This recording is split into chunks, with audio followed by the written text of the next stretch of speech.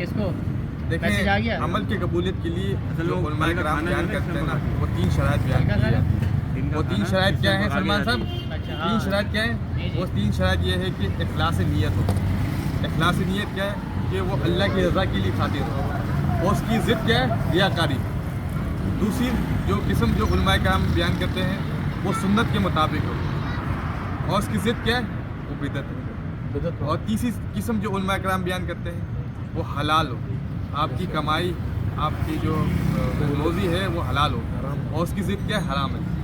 یہ تینوں جو شرائط جو علماء کرام بیان کرتے ہیں ان کی تینوں کے تینوں جو ہے اس کی اپوزٹ میں ضد ہے.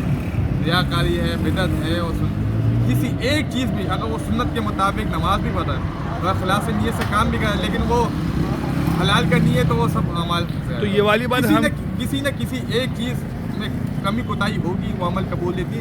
ظاہری طور پر جو شریعت نے ہمیں بتایا ہے وہ اللہ تعالیٰ کی بارگاہ میں قبول ہے. بات نہیں تو اللہ قبول کرے نہ کرے لیکن شریعت کے ان 3 تقاضوں کو لازم پورا کرنا لازم. یہ بات تو علماء کرام بیان کر رہے ہیں نا, ہم کیوں مانیں یہ بات؟ علماء بیان کر رہے ہیں. یہ تو علماء نہیں, یہ احادیث کے ذریعے احادیث کی روشنی میں ہم نے آپ کو بیان کیا. یہ قرآن و سنت اس متعلق اور مطلب منہج سلف جو صحابہ کرام تابعین تبع تابعین ان کے منہج سے جو ہے نا یہ چیز بیان کر رہے ہیں.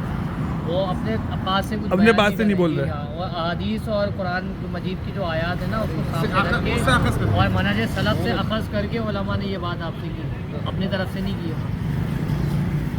یہ جو 3 باتیں اس پہ ہمیں جو ہے غور فکر کرنا چاہیے کہ تینوں میں سے کسی چیز میں کوتاہی ہوئی ہے اور اگر کوئی کوتاہی بھی ہے تو اس کو دور کرنے کی کوشش کرنی چاہیے. خلاص نیت کی کوئی بھی کام کرنے سے پہلے کیا نام ہے سوچنا چاہیے. جو بھی مثال کے طور پر نماز کے لیے ہم جا رہے ہیں تو ہمیں سوچنا چاہیے کہ ہم یہ نماز پڑھ رہے ہیں کہ کس کے لیے کر رہے ہیں, دکھاوے کے لیے کر رہے ہیں کہ اللہ کی رضا کے لیے کر رہے ہیں, جب قربانی کر رہے ہیں کچھ کسی کے لیے کر رہے ہیں, اللہ کے لیے کر رہے ہیں کسی کے. تو ہم نے آپ کو ایک طرح سے کیا نام ہے اپنے آپ کو جو ہے وہ کرنا چاہیے, دکھانا چاہیے, نیت کرنی چاہیے.